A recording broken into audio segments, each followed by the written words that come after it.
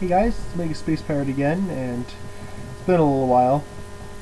So, something I've wanted to do for a while now is read fanfiction. So, I'm going to be reading fanfiction based off of Vocaloid. It's called When I'm Gone, Promise You'll Keep Singing. I have not read this one yet, so I don't know what to expect, other than what I'm getting from the summary. The summary says, Miku, the bright and bubbly girl everyone loves, will sing no more. Having been hospitalized with a terminal illness, she's already lost her vision, and now she's slowly losing the ability to speak with the voice that sang the music she treasured so much. But it's not just Miku that's been affected by the illness. Kaito, Miku's beloved stepbrother, is doing everything he can to find a way to somehow save his precious little sister. Mako, Kaito's closest and longest friend, is trying to keep Kaito from falling into a pit of despair, all while drinking away her own depression when she's alone at night. Rin, Miku's best friend ever since childhood, is going crazy under the stress and grief, and begins to see a boy reflected in the mirror every time she looks at it named Len. I thought that was supposed to be left, right sides of the mirror. You know, that's what they are officially. But okay. Everyone seems to be preparing themselves for Miku's ultimate demise, but can't anyone save her? So that's all I know about the fanfiction right now. I did read the first few. I read the first couple lines, but that's it. So I don't know what comes after when Kaito says it's afternoon, which is the third line. Oh, I just saw the fourth line. It says right. Miku something. Well, okay. I'm wasting time here. Let's just start reading here. Oh, and if you want to read along, I put a link to the fanfiction in the description. So, yeah. Okay, let's begin. Chapter 1. A light breeze drifted through the open window, causing the white curtains to flutter gently before setting back into place. Pale sunlight flooded the room with a warm glow, but still the plane of white, everything seemed cold and unwelcoming. Despite it being late in August, Kaito got shivers just from being here. "I'm back," he called as he entered the room and took a seat in the chair next to his bed. Miku turned her head toward him and smiled warmly. "Good morning, or is it afternoon?" "It's afternoon," Kaito replied. "Right," Miku chuckled sheepishly. So yeah, now I don't know what comes after this point. I never can tell anymore. Guess I've been here too long, huh? Yeah, scroll down here.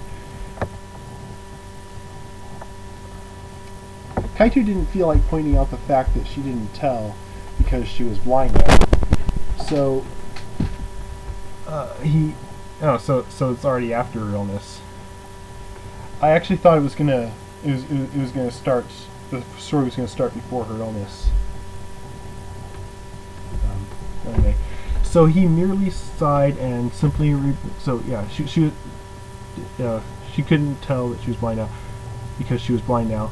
So he merely sighed and simply responded with, "Yeah, you've certainly been here too long." "Hey, don't sound so sad, Kaito. Things could be worse," Miku said in an attempt to reassure him. "Like how?" Kaito asked, not at all convinced that things get any worse. "Well, I could be dead." Kaito knew this was meant as a joke.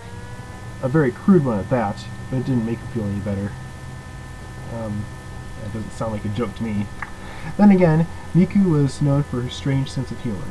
Kaito sighed again and leaned back in his chair, observing the surprisingly cheerful face of his little sister. Technically, they were only related in a sense that a few years ago Kaito's mother married Miku's father after both suffered a divorce with their previous partners. But to Kaito, they might as well have been born siblings from the start. Miku was a year younger than he was, and she was always a bundle of energy and joy. Her favorite thing to do was sing, and people would always be entranced by her voice whenever she did it. She loved it so much that she sang her heart out every day. Well, she used to, anyway. Kaito couldn't help but wonder if he would ever get to hear Miku sing again.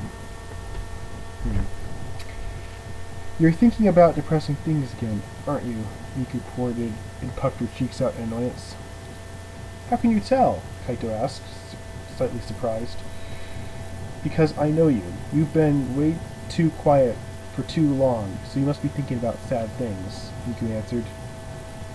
For someone who couldn't see anything, she was oddly observant.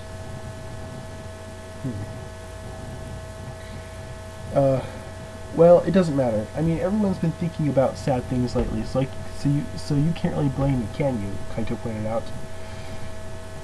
Yeah, I can surely imagine everyone being depressed with something like this happening. Miku gave a thoughtful hum and began fiddling with her bed sheets. She was silent for a moment before she responded slowly. Rin comes to visit me sometimes, but every time she does, she ends up crying, and I don't know what to do about it. With my condition becoming steadily worse and all, I can't exactly do much to reassure her. All I can do is listen to her sob uncontrollably. It's absolutely heartbreaking. Kaito knew about the blonde girl's visits.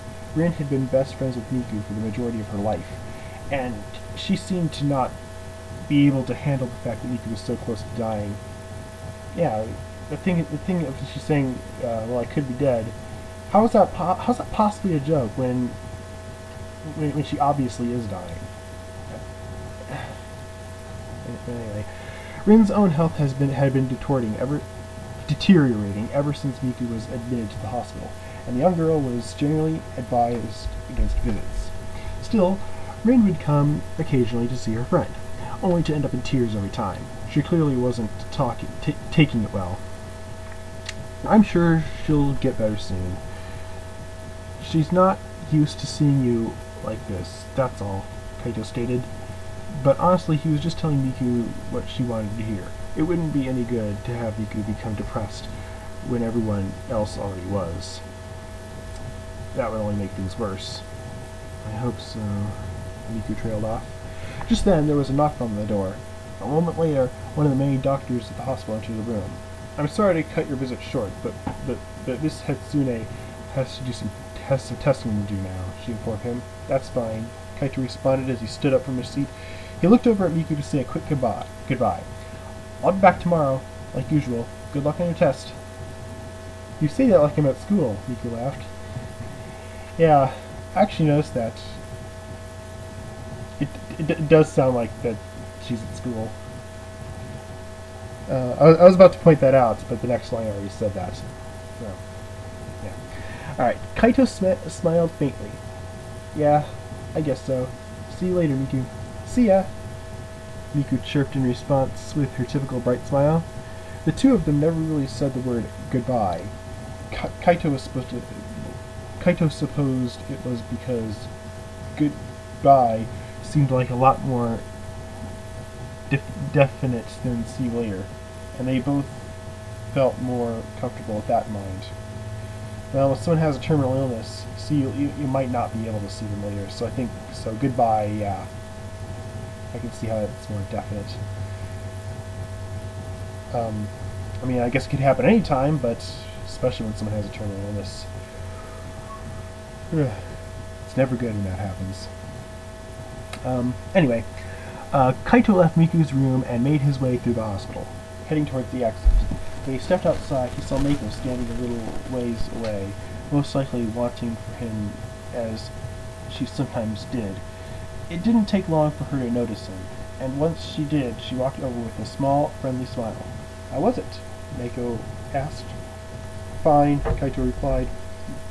It was the standard question, and that was the standard response. No news on her condition? Mako questioned. Nothing, other than the fact that she's testing again today, Kaito answered. I see. Mako trailed off thoughtfully. There was a moment of silence, but it made Kaito uncomfortable, so he decided to break it with whatever the first thing on his mind was. Why don't you ever wait inside? It's much cooler in there, Kaito inquired, noticing the summer heat was already causing him to sweat. Contrary to popular belief, August is not actually the hottest month of the year. It's actually July. But, yeah. I think, wasn't this late August? It really starts to cool down after that point. I don't want to lose my place though, so I'm not going to go check right now. I don't really like hospitals, to be honest with you. I'd prefer just to stand out here, Mako responded. Kaito gave a small shrug. Whatever floats your boat. Hey, I know, since it's so hot out, why don't we go get some ice cream? You must be hungry, right? Mako suggested. Kaito honestly didn't feel like eating anything. But he knew Mako was trying to cheer him up, so he responded with a simple, sure. And yeah, a lot of fans have pointed out, have had Kaito be a huge fan of ice cream. So that's become kind of a staple for his character in many of the Vocaloid stuff. Before his whole mess had started, Kaito loved ice cream and would bump up at the chance to get some. Oh yeah, put that out right there. Mako, having been his closest friend for who knows how long, knew this of course, so it made sense that she would cheer him up. But honestly, Kaito didn't particularly care about stuff like that anymore. He supposed indifference was his coping method, almost copying method. The two friends began walking to a nearby ice cream parlor. Once they arrived, they ordered an ice cream cone. Mako with chocolate, Kaito with vanilla. And yeah, vanilla is actually the most popular ice cream. Chocolate is the second most popular. At least that's what it is in the U.S. I don't know about Japan. Apparently, neither of them felt like getting very creative with their flavors. As they headed back to Kaito's home, they ate their frozen snacks in silence. It wasn't exactly an uncomfortable silence like before at the hospital. It just seemed like two people who didn't have anything to say were fine with each other's company, but it didn't take them long to reach Kaito's home, seeing as it wasn't too far away from the hospital. Kaito lived alone in a small one-person apartment. He never said so, but he actually moved out here shortly after Miku was admitted to the hospital, and simply to be closer to his sister. Of course, Mako figured as much, but she didn't say anything. Sometimes, when Kaito looked especially distressed, Mako would stay the night and keep him company to make sure he didn't do anything that could potentially hurt him or others. In a way, Mako had become his guardian of sorts ever since Miku's illness developed. Kaito wondered if this was how Mako coped with things, seeing as how she had never been this patient and supportive before. Make yourself at home, Kaito stated while unlocking the door and stepping inside, shortly followed by Mako. One of these days, you really do have to clean up this place, Mako pointed out as she looked around the room, which was littered with trash and dirty laundry. Not like I ever really have time, Kaito remarked a little bitterly. Whenever he wasn't visiting Miku at the hospital, he was working to pay for her medical bills. Of course, the teal-haired girl had no clue how many hours Kaito was putting in to make sure she could continue with treatment, but that was for the best.